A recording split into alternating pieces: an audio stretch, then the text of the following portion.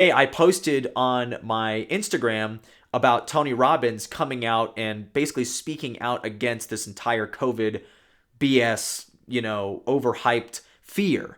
And of course, Tony Robbins has been known as somebody who's trying to break the matrix when it comes to the power of your mind and the power of your consciousness and the power of, or the ability you have to grow and to learn and to develop as a person, right? And so I think that it's in his own interest, in his own business model, he would want people to stop living in fear and to expand their consciousness, to expand their awareness, and to stop listening to the media, stop listening to the fear mechanisms that is, again, as I mentioned in the beginning of this, is spent on really investing in the manipulation of your mind, the manipulation of the mass consciousness. Okay, and now I just went live on my podcast. So for the Facebook folks, I'm going to kind of repeat what I just said at the beginning of the podcast, which is this very fact. Okay, um, the elites in the world, they spend a lot of their time and money on controlling your mind, controlling what you think and how you think. Okay, and the reason they spend so much time and money on that is because they fear the people. They fear the word populism. Populism is just sort of a revolting word that is often referred to groups or masses of individuals who are agreeing on specific policies, specific ideas that are sort of that transcend all the division. That's what populism really is. At least that's what it is to me in my own definition. And so that's why today I'm talking about how you can gain control of your individual mindset and how you can really, well, once you understand what I'm about to share today, that you'll actually be able to frame up a good clarity on how you can really truly gain control of your own reality individually, and then how you can spread that on a mass consciousness, right? To explain that to other people. Now, for the podcast, I just actually went through the first statement here, which is referring to what I'm going to be talking about. And this is just a glitch in the podcast because I was up on Facebook. The podcast kind of glitched out for a second there. So you've cut off the first like 3 or 4 minutes of the podcast. But I will be referencing a book by David Icke called The Answer. It was written and published in 2020. So it's very, very relevant, and I think that it's a good book so far. But I'll also be referencing to different studies and different things that I've been learning over the years about my mind and your mind, our mind, the way that we can build a business, create our reality in other ways that I've been able to grow and learn from attending different events throughout my young life, going into that stuff and not sort of being ridiculed too. Ridicule is just a part of growth. You know, at first, when there's a new idea and it sounds really crazy, it's often ridiculed and demonized, sometimes even really demonized at first before it starts to become more relevant. And then there's something called early adopters, meaning people who start to adopt the idea, start to really open up their mind to it. And then later on, it becomes what's called common knowledge. That's the way that the radios work. That's the way that with the TV, and that's the way all kinds of different information has worked. Politically speaking, all this other stuff as well. New ideas can often be ridiculed. So anyway, that is the work that I've been involved in for, I mean, most of my young adult life has been about opening my mind to new ideas that otherwise people have thought of as crazy and ludicrous and ridiculous and conspiratorial and things like that, but have over time have come true. And so that's what this podcast is all dedicated to. It's just breaking the matrix. Like, we can identify the matrix, which I've been more or less leaning into over the past a few months, covering current events heavily and helping people, break that media matrix, the political matrix, like helping people understand the lie of communism, the lie of collectivism, and try to break free into more individualism and liberty, and try to realize that that is the way forward for this country and the world. But today we're going to talk about our own individual minds and how we can break the matrix in our own personal life. So my first point here, which I'll be referring to a Word document, so if you see me kind of casually reading, that's what I'm doing. What I'm going to cover in this podcast will be a synopsis of how we live our lives in the Matrix. I'm not even kidding. It will sound borderline crazy, but what I will share is backed up by science, just not mainstream science. The importance of this topic becomes even more meaningful because of how demonized it is in mainstream media and academia. Anything that is attacked by mainstream anything should be investigated further. Haven't we learned that over the last couple of years? So obviously the topic of, expanding your consciousness and, creating the reality that you desire sounds like wishful thinking, but it is actually the most scientific way to approach your life, because what I'm going to use this book as one reference, but there are many references, scientifically speaking, that can acclaim to what I'm saying today, which is that you really do control your reality. You really do control how you live your life. Now, the second key point here is that the foundation of our perception of reality is based on our mind's ability to decode signals sent to the brain. Our very existence is a projection of our five senses. The brain, through our five senses, is really just an information processor, okay? Now, this is where I'm actually going to get into the book, because David Icke covers this in length. I'm just going to read to you guys a couple highlighted portions so you can get an idea of what he is saying.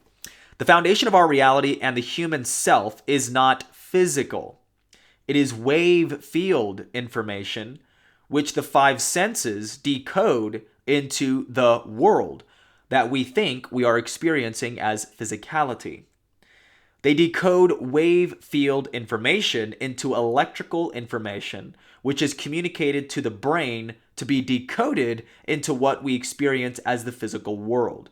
So what he's basically saying is that what you're seeing in front of your eyes right now, even watching me or looking at the road in front of you in your car or wherever you're at listening to this, your five senses are triggering electronic signals in the brain that create, literally projecting the reality in front of you, okay?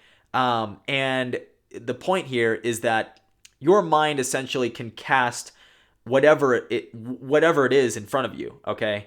My friend this morning, Landon, I live with, he was even talking about in a school in Utah where they're dedicated to teaching fighting styles blindfolded, to where you can actually, walk around and even read blindfolded, because of the ability for you to literally consciously have your five senses and other abilities to read or see or do things or navigate through an obstacle course without even looking. Okay, so that sounds crazy, but in reality, that's where we live and that's how we exist. Okay, so further, and again, really good book, by the way. So if you ever want to check out a really good book that's pretty deep, you should definitely consider getting this book. But let's see let's kind of dive deeper on the concept of the brain, okay? The brain is a receiver, transmitter, and processor of information, not the origin. And it can be a challenge to discern what is you and what is another source of the wave information you decode as thought and emotion. There are ways of doing that, though, which I'll get into later. So he does get into that part of that later. I'm not going to get into that today. But all information is delivered in the form of frequency. So you've heard of this concept of frequency and, oh my gosh, it's not my vibe, that kind of thing. It's the vibes. Oh, I didn't vibe that very well. Or this is this common lingo being used today. But in the scientific terminology, it's about frequencies, okay? I don't know if you know this, but the reason why people are obsessed with crystals, for example, now I don't really have any crystals or anything like that. I think I have one as a gift here, but I used to have a couple others. But crystals, and I don't want to butcher this, but basically the element itself, whatever the crystal is, whether it's, quartz or other types of crystals, I'm not going to get into all the minerals out there, but the way in which they refract light when they're hit, and they call them charging the crystals, right?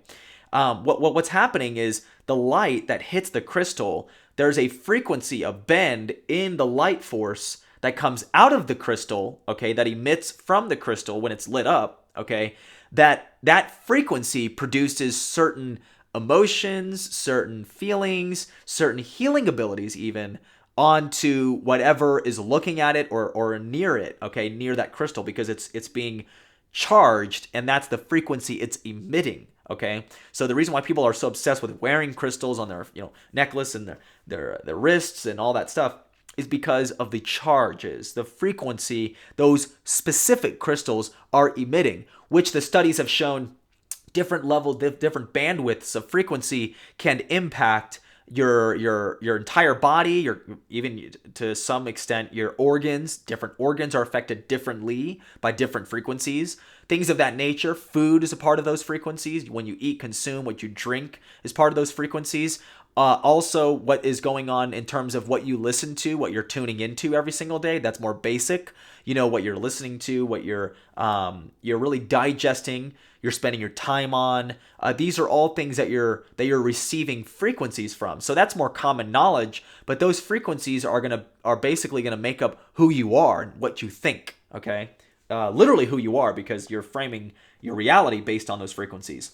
So every thought, emotion, and perceptual state is represented by its own unique frequency, and as the brain processes information, it arranges its neuron networks to fire or decode in the sequence those frequencies represent. So yeah, if you can just think about that scientific fact up front, you can realize that there are ways for you to eliminate bad frequencies out of your life, and then to introduce new ones that are more positive. Okay, so just take that into consideration. The more the brain becomes dominated by flows of the same information, thought, emotion, and perception or frequencies, the more its plasticity will solidify the neural networks into a repeating sequence of processing. The only way this can be changed is through other information, thought, emotion, and perception, representing other frequencies, which then, through plasticity, change the sequence of processing. Perceptions are represented by frequency waves and create a self-fulfilling conscious and subconscious feedback loop in which we interact with the field of possibility only within the frequency band that our perceptions represent. Let me simplify that for you. As you receive certain frequencies consistently over time, your brain develops patterns, and even the subconscious, which I get into in other previous podcasts, but the power of your subconscious mind turns like an engine. So what's familiar, okay, and there's different names for it, but it's a familiarity complex, different things you're familiar with, home vibes, things like that. You like when you come home from a vacation, you feel this overwhelming sense of security and comfort because the frequencies around your home represent those same patterns of recognition that your brain has been used to because you live there in your home, right? That's why people get anxiety when they go on vacations, because it's so new, everything's so, coming at them new and fast that they can't handle it, and they start to it's overwhelming, even though they're in paradise or something, right? So I just wanted to kind of get that clear across to all of you guys to realize just how significant that is.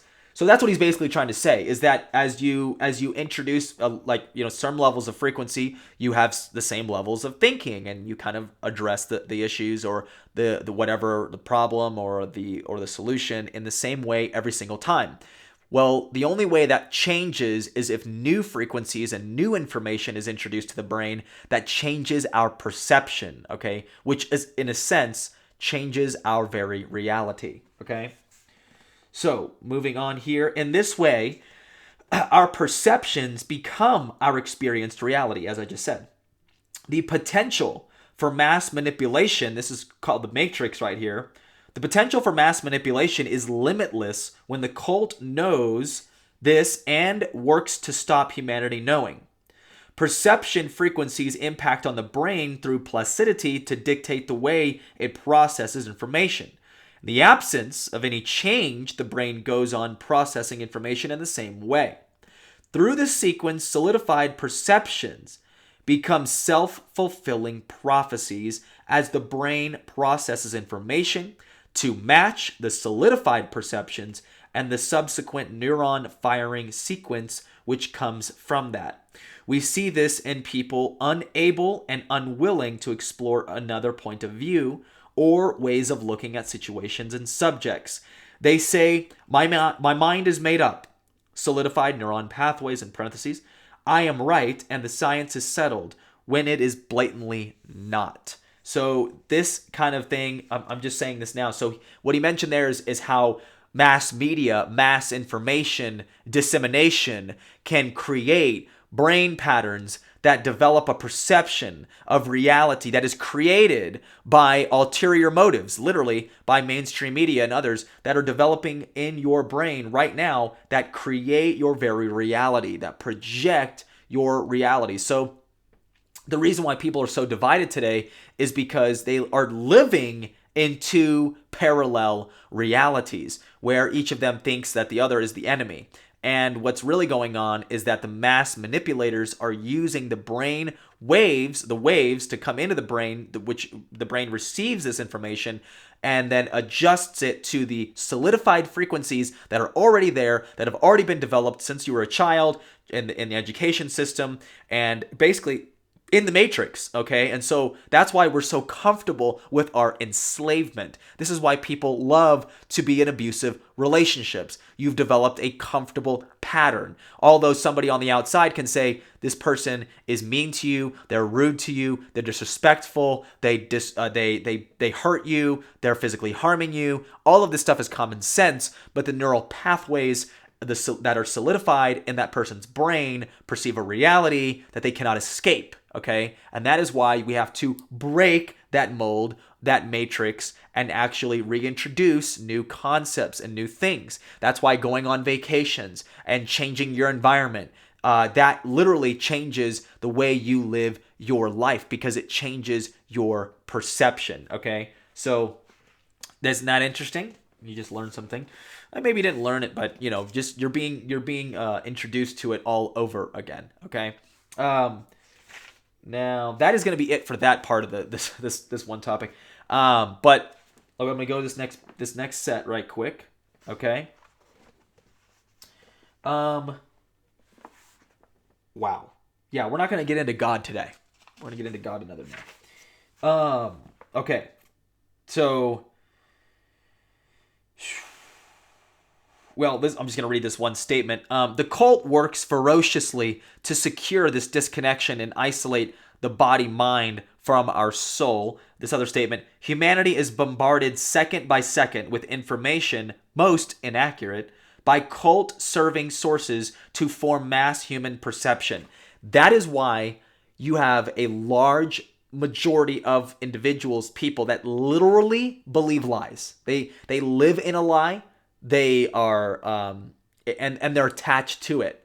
Their frequency, their brain is committed to the lie. Okay? Again, this could be somebody in an abusive relationship on a personal level. But it's what I'm referring to mostly is that on a mainstream conscious level, that is where people are when it comes to most things, okay? And that's why they have to break out of that concept, that manipulation, because it's only trying to get them to take actions that are not necessarily in their best interest. Okay, that's me being nice about it. Okay, so look, the next statement I'll make here is our body is made up of atoms, right? But as we look closer, even atoms are not physical entities. There is space in between atoms that essentially indicates that our entire bodies, along with all of creation, is made up of energy or empty space, void, okay?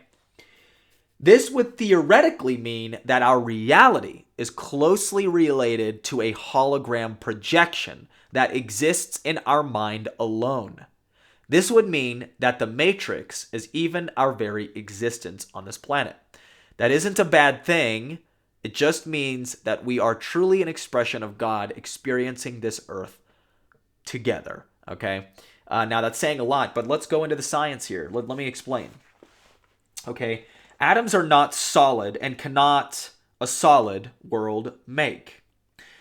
The particles and nucleus are a fraction of the atom in totality.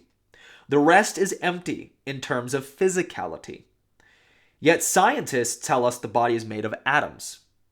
They claim at the same time that the body is physical and has solidity, when that cannot be when atoms have no solidity. Atoms are a decoded manifestation of information carried in waves, and this description puts the whole physical atom theory into perspective. Okay? Atoms that are not solid cannot create a solid world. Okay, so let's see. Look, the reason let me continue reading. If the nucleus were the size of a peanut, the atom would be about the size of a baseball stadium. Okay, a peanut into a stadium. If we lost all the dead space inside our atoms, we would each be able to fit into a particle of dust, and the entire human race would fit into the volume of a sugar cube. So go deeper into the nucleus and electrons, and you find that they are not physical either, while mainstream science battles on with ever-diminishing credibility to hold the line at the world is solid and the body is solid when they demonstrably are not. Now, again, this is far out there, okay? But the idea here is basically that on a molecular structure, okay, the body itself is also not physical, okay? Now, he gets into more of a hologram theory, which explains how, energetically speaking, if molecularly we are not physical beings, even though we come up, as physical, like I'm touching myself, there are things like I'm touching this book, it's a physical thing. What it is, it's a bunch of atoms collected and sort of congested. But even on a molecular level, it's actually empty space. And so what they meant by a peanut in a baseball stadium, which is when you even look at an atom, and let's say you have a petri dish of an atom, which that's not how it works, but let's just say you have a dish, you're looking at the atom. Well, when you look at the atom and you look closer and closer to it, even the nucleus inside of it, if you look at the entire atom itself, the nucleus is a peanut and the entire atom is a baseball stadium. So it means that there's all this empty space even within the atoms that we're built on.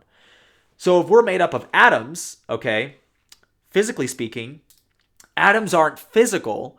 So then if we're not made up of physical elements, we're almost, if you can imagine, we're almost like a hologram, but we're walking and experiencing life through our mind, through our different perceptions, okay? Now, I'm no expert on that, but it kind of goes along with this idea that you can develop, you can heal yourself, okay? Molecularly speaking, cellularly, which, by the way, health and wellness is all about cellular health, okay? And your cells, this is a totally different topic, but your cells, they need food, water, and a clean space to do their work, okay? Not only that, they need oxygen too. So they need 4 elements, all right? This is coming from a guy named Ben Fuchs, who I absolutely adore and love. But that's how our cells function, which that deals with nutrition and some other things that I talk about through longevity and the products I offer through the podcast, and then also through different means. So that's another conversation. But on a cellular level, we can also adapt and heal through our own perceptions, because we're creating our own reality. Because as we just saw, our reality essentially is a hologram, and we do literally live in the Matrix, and that the movie The Matrix was way ahead of its time, okay? So, our reality is created from the power of our mind, okay? Our mind receives information in the form of our 5 senses and processes it to create a reality. Our thoughts and emotions dictate how we experience that reality. In essence, we are in complete control of our existence. Very much like the science behind the law of attraction. Now, this explains the law of attraction better, because when you understand the scientific approach to our reality and our perceptions, you can understand that by willing yourself to do something, by creating something, you are using the abilities God gave you, God gave all of us, to create and innovate, okay? That's why free markets, capitalism, freedom, and individual liberty is so important, because on a conscious level, it is dictated by we, the people, and individually, we are the power because we can come up and create anything that we want. It's a fundamental belief, which collectivists do not believe, by the way, communists do not believe, but individualists like myself, what we believe is that people, that means anyone, can come up with the next, they say cure to cancer, but they've already got cures to cancer. If you didn't know that, then that's newsflash for you. But the point is anyone has the ability to create anything. I'm an individualist, so that's what I believe, right? And so when you take this approach of consciousness and mindfulness and awareness and expanded consciousness and things like that, and to create whatever you want, to create your reality, but it's based on making the world a better reality, that kind of concept, it's very possible, actually. It's not only possible, it's preferable that we live in a society that promotes that kind of thing, okay? And that's why freedom and all of the free market approach to running a civilization is closer to the Bible, closer to God, closer to our design to be free. We are designed to be free beings, to create in this world and to develop this world into something beautiful. That essentially is what we are. Collectivists and communists and people who are in the managerial class, the elites, they believe that they have all the power because they have all the knowledge. But as we can see, we live in the internet age where knowledge has become so prevalent, but yet nobody is knowledgeable, nobody is smart, nobody is taking the time to study and learn the knowledge, right? There are secret. That's why they called. I'm not a big. Anyway. They called it The Secret, the movie. You remember that documentary that came out with Oprah Winfrey and stuff, which I'm not a fan of Oprah Winfrey. I'm just going to say that. She seems sweet, but she's into some really, really evil stuff, okay? But my point is this. They called it The Secret. Why did they call it The Secret, the movie? Because it's like, oh, you have this law of attraction, this ability to create, in the world, whatever you want, that, you're able to will it into existence and do the sort of affirmations and things like that. But what's happening there is affirmations are not just like talking to yourself and wishing, having wishful thinking. Affirmations are basically frequencies that are emitting from your mouth and you believe them to be true. Okay, so that's important. And then your brain, as we just researched right now, your brain develops new neuron pathways that are activated, and those neuron pathways, they develop a system where they start to reinforce that ability. And what I call it is a sense of awareness. So if you're looking for a new car and you're like, I really need this new car, I really want this new car, I really want this Corvette, and you get really specific, you're like, I want a Corvette. And so what will happen is, in some way, shape, or form, even that saying it alone and becoming more aware of it, just on a basic level, is going to make you is going to help you with opportunities that present themselves that may get you to your Corvette. Does that make any sense? Your awareness is enough, okay? You obviously have to have some belief in yourself and other things that are important psychologically to attain the Corvette that you want or whatever it is that you desire. But at the end of the day, just having awareness is a basic fundamental step. But as we just saw, scientifically speaking, when you're doing affirmations, you're speaking something into existence. What does that mean? You are literally consciously expanding your brain into the belief of who you are. That's why you say, I am, I am, I am. That's why the whole thing of affirmations is I am, I am, I am. Because you are developing those new neuron pathways, and they take time to do it, but you have to exercise it over time. And so what happens is then all of a sudden, boom, you've got, or you have achieved that I am this person, I am fit, I am, 10 pounds less, whatever it is that you're trying to create. Or in specific, you say exactly how much you want to weigh and exactly how much you want your body fat, mass index to read, things like that. You get really specific with it, and the specification is going to help you achieve it because it's literally creating your reality. I'm not even kidding. That is exactly what doing affirmations is about. This podcast wasn't necessarily about affirmations, but I'm just saying that that's one way to design your reality. I have a brand concept that I've been tingling with, which is called Life by Design, and it's a whole idea that you can create your life by design. That was the original actual podcast kind of idea before came up with matrix breakers, which is way more fun. But Life by Design is going to be probably a program I'll be doing later on, and some other things I'll be getting into with all of you who are listening to the podcast, which are my awesome people. I love you guys. But more than anything, I wanted you guys to connect on the level of solution-oriented topics like the one I just went over, which is essentially just acknowledging our power, not putting our power into external forces. Obviously, pray to God and connect with God and put your faith in God, but also put your faith in yourself, because, God has given you this gift of life and this gift of the skills he's given you, the opportunities he's given you.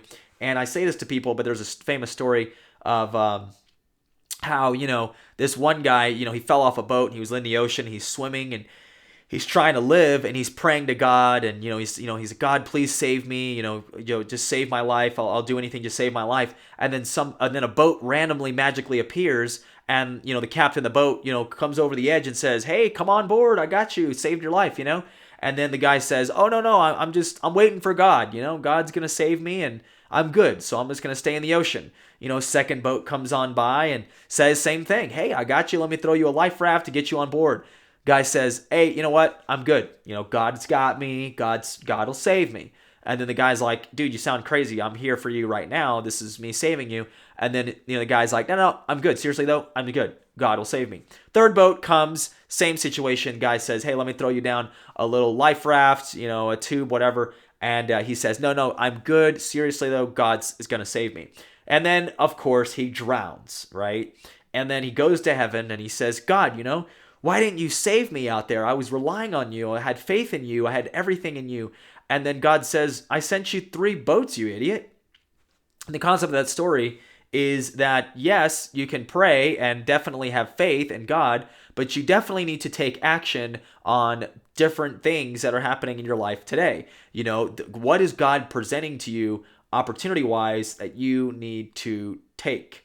And that's something that everyone needs to take a good look at. This I'm going to read from the book one last time here. Got too far there. Boom, boom, boom, boom, boom. All right. Our bodies exist in our mind, which is why your state of mind dictates the state of your body. Okay? The brain itself is an illusion. Neurons do not exist except when we see them, just like different colors only exist when we perceive them. Where is the physical body and the physical world? It's in our minds. This is going back into kind of that mindset of, we are projecting our world in front of us, and that's the essentially, not even to go back into the book, but and I'll be referencing this book a couple times throughout the next few podcasts I'll be doing. And just kind of going back into this idea that you really do essentially use those 5 senses, but more than that, there's a conscious awareness beyond just your 5 senses that you can tap into. Okay, there are ways to do that. There are practices out there that help you do that spiritually, which I will not get into right now. But you can actually get into that. And so these are the things that God gave us to tap into our potential. So just because your pastor isn't necessarily talking about this in your church you go to, it doesn't mean it's not real, and it doesn't mean it's not godly. Okay, your body is divinely designed to do things that are incredible. Okay, and to heal as well. Everyone's on a healing journey, which I talk about a lot. Because people are suffering, being lied to by mainstream medical science about healing. Those are things I'm passionate about. But overall God has provided you with the ability to heal, the ability to live, the ability to do what the things that you're doing today, to grow and to progress and to expand and to create the things that you want out of your life. And that's definitely what God wants for you. So really, in conclusion, by understanding, these ideas on a basic level, you can begin to break the matrix, by regaining your consciousness. Our mind is our tool to build whatever we want to build. It's time for us to start focusing on our abilities of building and empowering others. This is basically the reason for this podcast, so that you can start to consider new ideas, new concepts, and as we discussed, new perceptions on life. That you are the ultimate creator in your life. You are co-creating with God, God giving you the abilities to co-create in a society where you have the freedom to think, the freedom to talk, the freedom to do the things that you want to do, which we are fighting to preserve those freedoms as well as using them. But we have to use our freedoms while we have them. Because if we can do that now, we can pass it on to our children and our children's children, and generations from now, they will be awake and aware, and they will not be plugged into the matrix, which is trying to manipulate the mind to create the world that they want. Okay? And in closing, that's kind of the mindset there is Google was designed to not only to predict the future, right? By stimulus and by searching up what was trending, what other people were searching, and all the information that Google has gathered about the populace, right? And about what people are into, okay? Which, by the way, Google Analytics showed who won the election, okay? Things like that are easy to find out, okay? But what the power of Google is not just that, but what they wanted to do beyond Google was to use the power of the internet to add stimuli, okay, to the masses, to move people in a direction that they, like cattle, like sheep, were being guided into. That's what you saw this summer with Black Lives Matter and all these other organizations and these sort of, this hatred for Trump and all the stuff you saw, this weaponization of your mind. And that's the sad part of it all. Even just put everything else aside, is the fact that mass media, mass manipulation was being used to destroy the psyche, to control the psyche, and then to not just predict the future, but to create the future by adding stimuli to different parts of the population that is going to essentially result in a predictive programming. So these are the things that you have to break away from. And they hate when people like yourself break from that matrix and don't follow what Google tells you. Don't take the vaccine, for example. Don't do the things that the system is telling you to do, and they make you afraid to not do it, that kind of thing. They use their manipulated zombies out there as weapons against the people like ourselves who are awake. Do not fall into being a victim of the masses by bending the knee, if you will, to what they want. You have to fight for your ability to do what it is that you know is right for you. So that is what I have to share with you guys today. I absolutely appreciate all of your support and everything. And if you're still listening to this, you're definitely awesome. If you have not left a review on the podcast, definitely do that. And if you're watching the Facebook video, I'm going to post the link to the podcast so you can finish that entire podcast there on Apple Podcast or Spotify, wherever it is that you listen to podcasts. Other than that, you guys have a great rest of your day. Peace.